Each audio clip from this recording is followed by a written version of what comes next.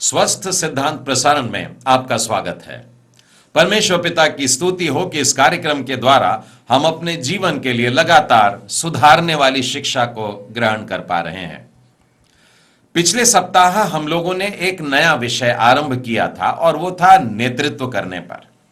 नेतृत्व करना या अगुवाई करना एक विशेषाधिकार होता है और साथ साथ एक उत्तरदायित्व भी होता है, एक जिम्मेदारी का काम होता है। और यदि हम इन दोनों बातों में अच्छा संतुलन बनाए नहीं रखते हैं तो एक गड़बड़ी का, एक भ्रष्टाचार का माहौल बन जाता है। हम सीख रहे हैं अगुवाई कैसे ना करें, हाउ नॉट टू लीड। और पिछले सप्ताह हम लोगों ने इसका पहला पाठ सीखा था और वो था कि अगुवा होने की लालसा न रखें। Do not lust for leadership. आज हम लोग इस विषय के अंतर्गत दूसरा पाठ सीखने वाले हैं और वो है अपने कौशल पर भरोसा न रखें। Do not rely on your skill. मैं इसे फिर दोहराता हूं, हाउ नॉट टू लीड, अगुवाई कैसे न करें। Lesson number 2, do not rely on your skill, अपने कौशल पर भरोसा न रखें। एक अगुवे के लिए एक अच्छा डील डॉल होना, अच्छा शरीर होना अच्छी बात है और यदि उसमें कुछ खास गुण है, कुछ कौशल है तो यह भी अच्छी बात है।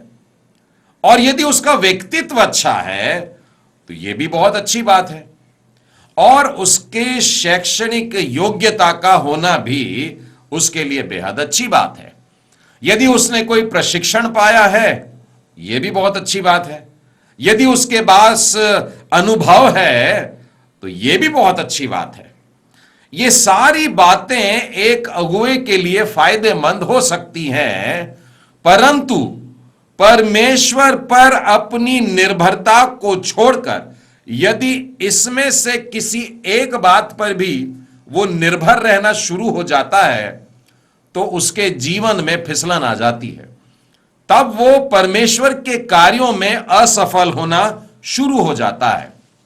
वास्तव में नेतृत्व करने वाले व्यक्ति के लिए इस बात का एहसास होना अनिवार्य है कि परमेश्वर ही राज करता है, परमेश्वर ही हम सब का चरवाहा है, परमेश्वर हमारा अगुवा है।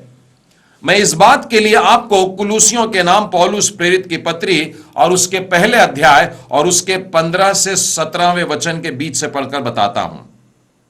यहां पर यूं लिखा है, वह तो अदृश्य परमेश्वर का प्रतिरूप और सारी सृष्टि में पहलोठा है, प्रभु यीशु के विषय में, क्योंकि उसी में सारी वस्तुओं की सृष्टि हुई, स्वर्ग की हो अथवा पृथ्वी की, देखी हो या अनदेखी, क्या सिंहासन, क्या प्रभुताएं, क्या प्रधानताएं, क्या अधिकार, सारी वस्तुएं उसी के द्वारा और उसी के लिए सृजी गई हैं। वही सब वस्तुओं में प्रथम है और सब वस्तुएं उसी में स्थिर भी रहती हैं। यही बात है जो हम लोगों को जानने की आवश्यकता है कि जो कुछ भी दिख रहा है दृश्यमान और जो नहीं दिख रहा है अदृश्य, ये सब कुछ परमेश्वर का बनाया हुआ है। वो इन बातों पर राज करता है। हमारा भी राजा प्रभु परमेश्वर ही है, हमारा नेतृत्व करने वाला भी वही है। इस बात को हमेशा ध्यान में रख करके चलना है।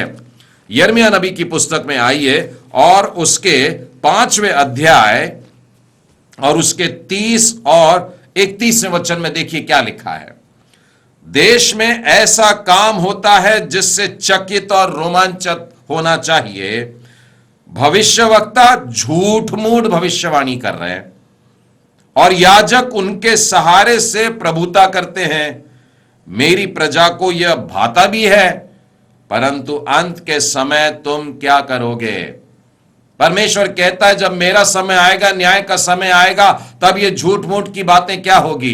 तुम जो अपने आप को अगुवा बनाकर बैठे हो, अपने आप को याजक बनाकर बैठे हो, अपने आप को भविष्यवक्ता बना करके बैठे हो, लोगों के सामने अपना चित्रण ऐसे रखे कि आप ही सब कुछ हैं, लेकिन परमेश्वर एक दिन इन सारी बातों का न्याय करने को आ रहा है, क्योंकि वो प्रभुता करता है। दानियल नबी की पुस्तक और उसके 4 अध्याय और उसके 17वें वचन में यह लिखा है, जो जीवित है वे जान लें कि परम प्रधान परमेश्वर मनुष्य के राज्य में प्रभुता करता है। यहां संसार की सारी बातों पर भी, अलग अलग राज्य और उनके राजाओं पर भी, हमारे इन सारी बातों के ऊपर परमेश्वर है जो राज करता है। और इसी सच्चाई को समझाने के लिए राजा नबूकदनेस्सर को मनुष्यों में से निकाल करके जानवरों का सा जीवन बिताना पड़ा था। यदि आप मेरे साथ दानियल की पुस्तक और उसके 5वें अध्याय और उसके 21वें वचन में देखें तो वहां पर यूं लिखा है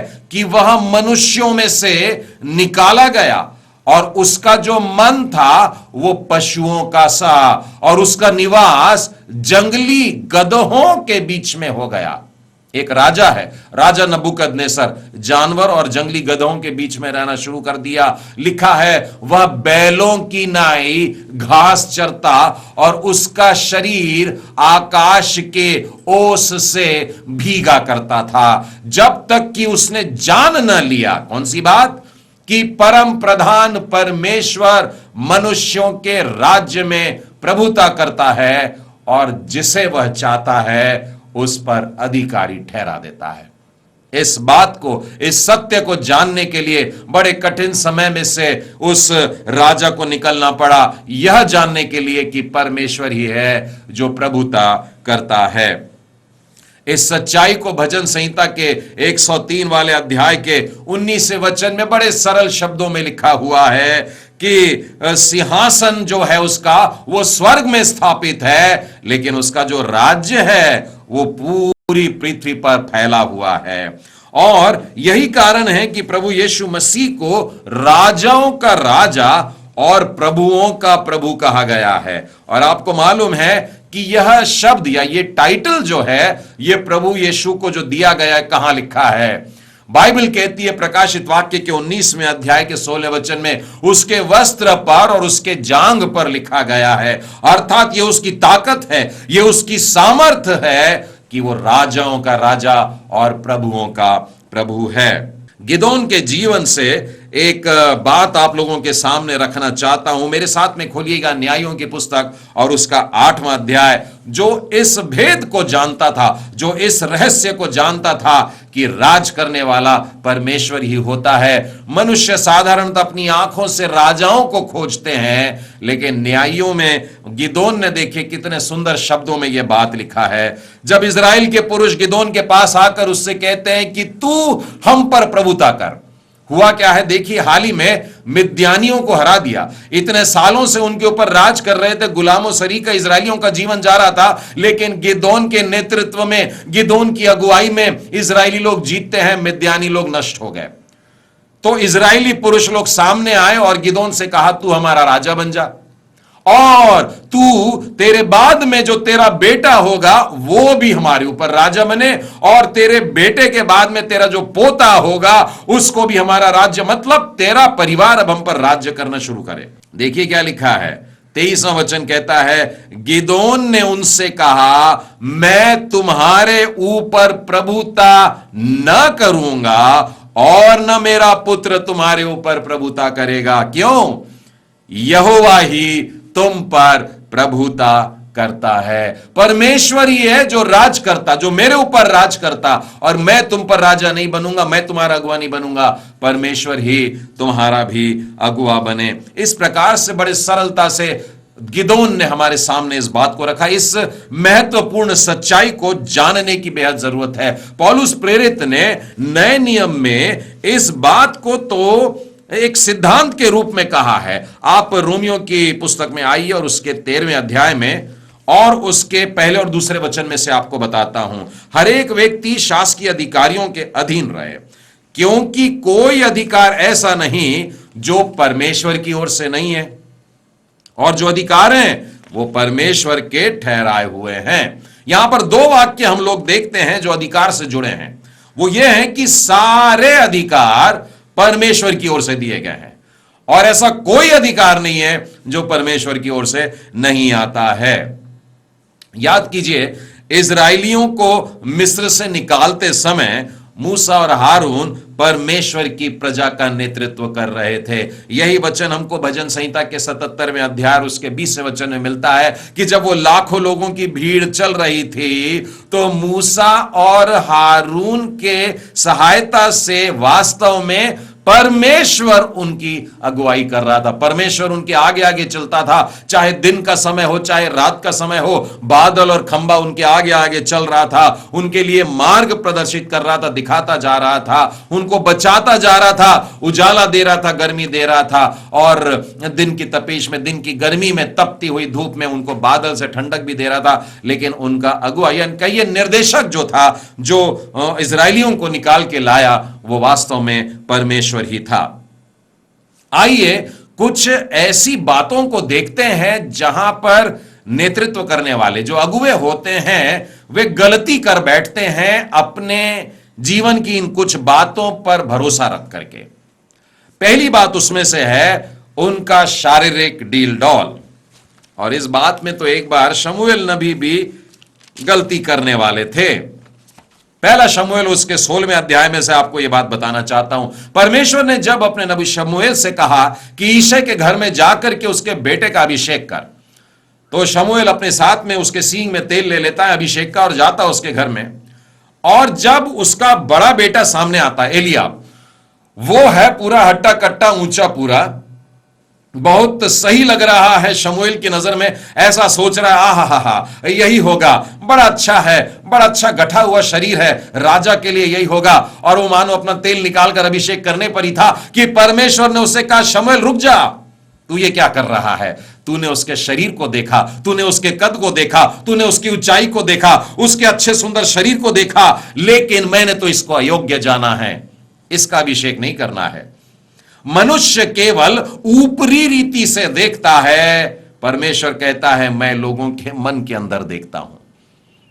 प्रियो, आज का हमारा पाठ कह रहा है कि do not rely on your skill, अपने कौशल पर भरोसा न रखें। यहां पर हम देखते हैं कि शारीरिक डील डॉल पर भी भरोसा नहीं रखा जा सकता है एक अगुआ होने के लिए। परमेश्वर ने एक छोटे से बच्चे को, मैदान में था, धूप में खेल रहा था, भेड़ों के साथ में था, एलियाब का वो छोटा भाई बुलाया गया, दाऊद बुलाया गया, जिसके लिए लिखा है उसके गाल में अभी भी लाली थी, उसके लिए परमेश्वर ने कहा शमूएल इसका अभिषेक कर। दूसरी बात जिसमें अगुवे लोग गलती कर बैठते हैं भरोसा करके, वो है उनका शिक्षण और उन्होंने पाया हुआ प्रशिक्षण। मैं इसके लिए आपको प्रेरितों के काम और उसके 7वें अध्याय में जो वर्णन मूसा का मिलता है, यूं तो मूसा का जीवन हमको निर्गमन की पुस्तक में अच्छे से मिलेगा, लेकिन यहां पर बिल्कुल संक्षिप्त में मूसा की पूरे जीवन की बातों को 40 बरस, 40 बरस और 40 बरस के 3 भागों में विभाजित करके बताया गया है। और प्रथम 40 वर्ष जो हैं ये उसके बीतते हैं मिस्र में, राजघराने में, और वहां रहकर के लिखा है मूसा को मिस्रियों की सारी विद्या पढ़ाई गई और वचन और कर्म दोनों में वो सामर्थी हुआ। तो पहले 40 वर्ष जो उसके जीवन के बीते, उसने जाना कि मैं भी कुछ हूं। मूसा का सोचना था पहले 40 साल में कि मैं कुछ हूं, लेकिन उसके बाद में जो दूसरे 40 वर्ष बीतते हैं, जो वो जंगलों में भाग गया है, वहां पर के जीवन के बाद उसको समझ में आता है कि मैं कुछ भी नहीं हूं। और तब उस 80 वर्ष के समाप्ति पर जब परमेश्वर उसको उसके काम के लिए बुलाता है, और जब उसको इजरायलियों को मिस्र से निकालने की बात होती है, 40 वर्ष का रास्ता तय करके कनान के बिल्कुल कोने तक पहुंच जाता है। यह तीसरा 40 वर्ष जो था, उसमें मूसा ने यह बात सीख लिया कि परमेश्वर ही सब कुछ है। तो प्रथम 40 वर्ष में उसने सोचा या समझा कि मैं कुछ हूं, अगले 40 में सीखा कि मैं कुछ भी नहीं हूं, और अंतिम 40 ने उसमें सीख लिया कि परमेश्वर ही सब कुछ है। प्रियो, परमेश्वर ने उसे अपनी शक्ति से भरने के पहले उसके घमंड को खाली किया, उस बर्तन को खाली कर दिया, और उसके बाद में अपनी स्वर्गीय सामर्थ्य से उसको परिपूर्ण कर दिया। प्रियो, हमें बहुत सारा शिक्षण अगर मिल जाएगा तो हमारा भेजा बड़ा हो सकता है, लेकिन हमारा हृदय छोटा रह जाता है। सिर बड़ा और छोटा हृदय, ऐसा लेकर के हम परमेश्वर की सेवकाई में नहीं उतर सकते। आइए तीसरी बात को देखते हैं जिन पर अगुवे भरोसा करने की गलती कर बैठते हैं, और वो है पृष्ठभूमि, बैकग्राउंड, कि कैसी बातों से निकल करके हम लोग आए हैं। कई एक जगह पारिवारिक पृष्ठभूमि भी हो सकती है, कई एक बार हमारे जीवन की पिछली बातें भी हो सकती है। इसमें मैं अपने जीवन की गवाही आप लोगों को बताना चाहता हूं कि जब मैं स्कूलों में विद्यार्थियों का जीवन बिता रहा था तो विद्यार्थियों का प्रतिनिधि हुआ करता था। उसके बाद में मैं जब एनसीसी में आया तो सार्जेंट की भी उपाधि प्राप्त हुई। उसके बाद जब कॉलेज में रहा तब जो प्रेयर ग्रुप था, वहां पर प्रार्थना समूह था, उन लोगों का भी अगुवा हुआ। उसके बाद में इस तरीके से आगे बढ़ाते बढ़ाते परमेश्वर ने मुझको जब मिशन के कार्य में अगुवा होने का काम सौंपा, तब पुरानी सारी बातों को भुला करके एक नए सिरे से शुरुआत करने के लिए परमेश्वर ने मुझे सिखाया। उन बातों पर तू भरोसा ना कर जो तेरे पास में पहले से थी, लेकिन आज परमेश्वर के चरणों में आकर के एक नई शुरुआत करना होगा। और ऐसे करके अगुवाई करने के लिए परमेश्वर के साथ बैठ करके इन बातों को सीखा। चौथी बात जहां पर गलती हो जाती है अगुओं से, वो है उनकी उम्र पर भरोसा करना। उम्र से मेरा तात्पर्य है उनकी वरिष्ठता और उनके जो अनुभव उन्होंने अपने जीवन में पाए हैं, वो सारी बातें। इसके लिए मैं आपको बाइबल में से अय्यूब की पुस्तक और अय्यूब का चौथा मित्र जो है, हम लोग साधारणतः 3 मित्रों के बारे में बहुत जानते हैं जो अय्यूब के साथ उसकी बीमारी के समय में बैठे थे, लेकिन आप 32वें अध्याय में आइए जहां पर एलीहू है, और यह उन तीनों के सामने जवान होगा, कम उम्र में होगा। वो बहुत देर तक चुप बैठा रहा और उसके बाद इन बुजुर्गों का आदर करते करते वो कुछ कह रहा है। 32वें अध्याय का पहले मैं 9वां वचन पढ़ूंगा, उसके बाद 8वां वचन। जो बुद्धिमान है वे बड़ी आयु के लोग ही नहीं, और न्याय के समझने वाले बूढ़े ही नहीं होते।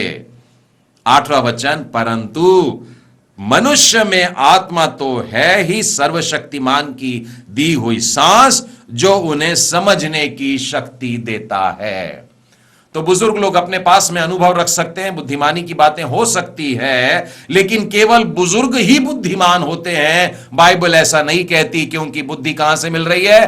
परमेश्वर का आत्मा प्रदान करता है, और परमेश्वर का आत्मा अपना कौशल, अपनी प्रवीणता, अपनी बुद्धि, अपना ज्ञान जवानों को भी दे देता है। और एलीहू इसी बात को कह रहा है कि परमेश्वर देता है समझ की शक्ति, परमेश्वर ही प्रदान करता है। 5वीं बात जो जिस पर भरोसा करके गलती हो जाती है, वो है संस्थागत शक्ति।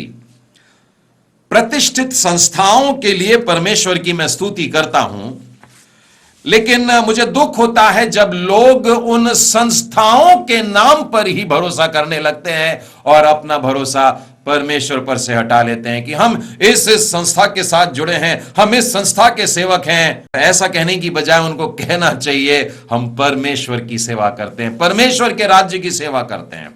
देखिए होता क्या है कि परमेश्वर जब हमें नेतृत्व करने के लिए बुलाता है, सेवकाई के लिए बुलाता है, अगुवाई करने के लिए बुलाता है, तब भी हम उस शक्ति पर भरोसा करना सीखें जो परमेश्वर से प्राप्त होती है। एक संस्था या एक इमारत या ऐसी कोई स्थान जो बड़ा नाम रखने लगा हो, उस स्थान से शक्ति आपको नहीं मिलती है। मैं उदाहरण के लिए आपको यिर्मयाह नबी की पुस्तक में लेकर के चलता हूं और उसके 22वें अध्याय में आइए। यिर्मयाह नबी की पुस्तक 22वां अध्याय 14वें वचन से आगे वो कहता है, मैं अपने लिए लंबा चौड़ा घर और हवादार ऊपरी कोठरी बना लूंगा, और वो खिड़कियां बनाकर उन्हें देवदार की लकड़ी से पाट लेता है और सिंदूर से रंग देता है। तू जो देवदार की लकड़ी का अभिलाषी है, क्या इस रीति से तेरा राज्य स्थिर रहेगा? क्या इन बातों से हमारी ये सेवकाई के काम आगे बढ़ते हैं? हम जो अगुवाई का काम करने लगे हैं, ये क्या हमारे ऑफिस बिल्डिंग के कारण जो बड़ी भव्य है उसके कारण हो रहा है? प्रियो, क्या जरूरी है? क्या एक जोरदार दिखने वाली ऊंची पूरी इमारत, या फिर परमेश्वर से डरने वाला हृदय? क्या जरूरी है? एक ऐसा चकाचक चकाचौंध करने वाला कमरा, या फिर एक शुद्ध मन? या फिर आपके ऑफिस में अंदर आपके पास में सागौन की लकड़ियों के, बेशकीमती लकड़ियों के मेज हैं, अलग अलग चीजें हैं, इन चीजों का होना जरूरी है? या फिर बाइबल आधारित, पवित्र शास्त्र पर आधारित, मूल्यों पर खड़े रहने वाला मनुष्य परमेश्वर की सेवकाई करने के लिए, अगुवाई करने के लिए चुने गए हैं? परमेश्वर के पवित्र शास्त्र वचन में देखें आज आपको किस बात की जरूरत है। छठवीं बात जिसके द्वारा, जिस पर भरोसा करके अगुवे लोग गलती कर बैठते हैं, वो है प्रभावशाली संपर्क। हम लोगों के प्रियजन प्रभावशाली कुर्सी पर बैठे हैं, यह तो परमेश्वर का अनुग्रह है। लेकिन यदि हमारा भरोसा हमारे उस भाई पर हो जाता है, हमारे रिश्तेदार पर हो जाता है, हमारे पड़ोसी पर हो जाता है, यदि किसी और मनुष्य पर हमारा भरोसा बढ़ जाता है, तो यह हमारे लिए बड़ी दुख की बात होती है। प्रियो, बाइबल में आसा राजा के जीवन से आप लोगों को एक बात बताना चाहूंगा। मेरे साथ में खोलिएगा दूसरा इतिहास और उसका 16वां अध्याय और उसके 7वें वचन के आगे अगर आप देखते हैं, आसा राजा जब तक परमेश्वर पर भरोसा कर रहा था, परमेश्वर उसको हर युद्ध में सहायता किया, हर युद्ध उसने जीता। लेकिन अभी देखिए, आराम का जो राजा है उसकी सेना पर अब ये भरोसा करने लगा। ये लिखा है, तूने जो अपने परमेश्वर यहोवा पर भरोसा नहीं रखा, वरन आराम के राजा पर भरोसा रखा है। परमेश्वर क्या देख रहा है? यहोवा की दृष्टि सारे पृथ्वी पर इसीलिए फिरती रहती है कि जिनका मन उसकी ओर निष्कपट रहता है, उनकी सहायता में वह अपना सामर्थ्य दिखाए। परमेश्वर छोटे छोटों के साथ में भी सामर्थ्य के काम करने को तैयार है, सिर्फ इसलिए कि उसका मन निष्कपट है। हम अपना भरोसा परमेश्वर पर रखें। कई बार संसार में मैंने लोगों को ऐसा कहते सुना है, मेरा खास आदमी वहां बैठा है, मेरा दाहिना हाथ है वो, मैं बोलूंगा तो काम हो जाएगा। लेकिन बाइबल हमसे क्या कहती है मालूम है? कि परमेश्वर का दाहिना हाथ हम लोगों की सहायता करता है। भजन संहिता 118वां अध्याय निकालिए, 15 और 16 वचन में देखिए क्या लिखा है। यहोवा के दाहिने हाथ से पराक्रम का काम होता है, यहोवा का दाहिना हाथ महान हुआ है, यहोवा के दाहिने हाथ से पराक्रम के काम होते हैं। 2 वचनों में ही यहोवा का दाहिना हाथ, दाहिना हाथ, दाहिना हाथ जो मनुष्यों के लिए आज काम कर रहा है। कितनी अद्भुत बात है मित्रों। परमेश्वर स्पष्ट कहता है, प्रभु यीशु के द्वारा यह कार्य हम लोगों के लिए आज भी वो कर रहा है। लेकिन हम अगुवे हो करके भी अपना भरोसा इन लोगों पे रखते हैं, मनुष्यों पे रखते हैं जो मिट्टी हैं। 118वें अध्याय का बड़ा प्यारा वचन लगता है मुझको, 8वां और 9वां वाला। बहुत से लोगों ने तो याद कर लिया होगा, यहोवा की शरण लेनी मनुष्यों पर भरोसा रखने से उत्तम है, और यहोवा की शरण लेनी प्रधानों पर भरोसा रखने से भी उत्तम है। ये प्रधानों पर यानी कौन लोग हैं? ये ऊंची पदवी पर बैठे हुए लोग हैं जिनकी ओर हमारी आस रहती है। ये राजनीति में रहने वाले भी लोग हो सकते हैं, ये वैज्ञानिक लोग भी हो सकते हैं जिन पर हम लोगों ने अपना भरोसा रख लिया है। तो ये 6 बातें जो मैंने आप लोगों के सामने कहा है, शारीरिक डील डॉल पर, शिक्षण प्रशिक्षण पर, अपनी पृष्ठभूमि पर, अपने उम्र पर, अपने अनुभव पर, अपनी संस्था पर, और अभी हमने देखा कि प्रभावशाली संपर्कों पर, इन सारी बातों से हमें कुछ फायदा मिल सकता है। लेकिन ध्यान रहे, इनमें से एक पर भी अपनी निर्भरता या अपना भरोसा नहीं रखना है। यह सच्चाई है कि परमेश्वर ही है, परमेश्वर का आत्मा है जो हम में से हर एक की सहायता करता है। मैं आपको जरूब्बाबेल के उदाहरण से बताना चाहूंगा। जरूब्बाबेल के लिए आप जकरिया की पुस्तक में आइए, 4थे अध्याय के उसके 6वें वचन के आगे देखेंगे। जो जरूब्बाबेल था, आगे की पुस्तक बताती है कि यह शालतिएल का पुत्र है और यहूदा का अधिपति है, गवर्नर है, एक बड़ी पदवी पर है, एक अगुआ है। और इतनी बड़ी पदवी पर रहने के बाद में देखिए कि उसकी सामर्थ कहां से है। उसके नीचे काम करने वाले बहुत से शक्ति सामर्थ्य वाले बुद्धिमान लोग हैं, लेकिन परमेश्वर का यह वचन उसके पास में पहुंच रहा है। जरुब्बाबेल के लिए यहोवा का यह वचन, ना तो बल से न शक्ति से, पर मेरी आत्मा के द्वारा यह कार्य होगा। मुझ सेनाओं का यहोवा का यही वचन है। बल से नहीं और शक्ति से नहीं। यह बल और शक्ति क्या हो सकती है? यह मनुष्यों की अपनी शक्ति हो सकती है, उनकी सामर्थ हो सकती है, उनकी मांसपेशियों की ताकत हो सकती है, पर कोई काम की नहीं है। वचन कह रहा है उनसे नहीं होने वाला यह काम। यह मनुष्यों की धन संपत्ति हो सकती है, यह मनुष्यों की बुद्धि ज्ञान या तकनीकी ज्ञान जो आज बहुत बढ़ गया है वो हो सकता है, लेकिन इनसे भी काम नहीं होने वाला है। परमेश्वर का वचन जो जरुब्बाबेल के लिए था, यह आज मेरे और आपके लिए है, यह हर एक अगुए के लिए है। ना तो बल से ना शक्ति से, पर परमेश्वर के आत्मा के सामर्थ से यह काम होने वाला है। प्रियो, यदि आप नहम्याह के जीवन में देखें, एक बड़ा काम उसे मिला। यरूशलेम की शहरपना उसको बनानी थी, एक दीवार उसको उस शहर के चारों ओर खड़ी करनी थी। एक बड़ा भयानक काम था, एक मनुष्य के बस की बात नहीं थी, परंतु नहम्याह परमेश्वर पर भरोसा रखना जानता था। और तो और साथ ही अपने अनुयायियों को, अपने मित्रों को, अपने शिष्यों को भी उसने यह सिखा दिया था कि परमेश्वर पर भरोसा रखें। और सारे शहर के लोगों ने मिलकर के वो जब दीवार खड़ी कर दी, आपको मालूम है उन लोगों ने क्या कहा? नहम्याह की पुस्तक और उसके 6वें अध्याय में देखिए, जब हमारे सब शत्रुओं ने यह सुना कि शहरपनाह बनकर के खड़ी हो गई है, तब हमारे चारों ओर रहने वाले सब अन्य जाति डर गए और बहुत लज्जित हुए, क्योंकि उन्होंने जान लिया। क्या बात जान लिया? कि यह काम हमारे परमेश्वर की ओर से हुआ है। प्रियो, नए नियम में हम देखते हैं कि खाना परोसने वाले के लिए भी यह जरूरी था कि वो पवित्र आत्मा से भरा हुआ हो। ऐसे कामों के लिए भी क्या पवित्र आत्मा से भरा रहना जरूरी है? जी हां, परमेश्वर के कार्य में लगे हुए हर एक व्यक्ति के लिए परमेश्वर की आत्मा से भरा होना जरूरी है। मैंने आपके सामने प्रेरितों के काम 6 और 3 में से बताया है। और शायद आप ऐसा सोचते होंगे कि मेरे अंदर कोई खास गुण नहीं है, मेरे अंदर कोई खूबी नहीं है, कोई कौशल नहीं है। प्रियो, लेकिन यदि आप परमेश्वर पर भरोसा रखते हैं तो एक वायदा आपके लिए है, जो मैं यशायाह नबी की पुस्तक उसके 41वें अध्याय से बताना चाहता हूं। हे कीड़े सरीखे याकूब, हे इज़राइल के मनुष्य, मत डर। यहोवा की यह वाणी है, मैं तेरी सहायता करूंगा। देख, मैंने तुझे छुरी वाले दावने का एक नया और चोखा यंत्र बनाया है। तू पहाड़ों को दांव दांव कर सूक्ष्म धूल कर देगा और पहाड़ियों को तू भूसे के समान कर देगा। यदि आप अपने आप को कीड़े के समान भी समझते हैं, कुछ नहीं समझते हैं, धूल के समान समझते हैं, परमेश्वर आपकी सहायता कर रहा है और आपको मजबूत यंत्र बनाया है। अब तो पहाड़ भी धूल हो जाएंगे। हाउ नॉट टू लीड, अगुवाई कैसे ना करे। Do not rely on your skill, अपने कौशल पर भरोसा न रखें। परमेश्वर पिता आप सबों को बहुत आशीष दे।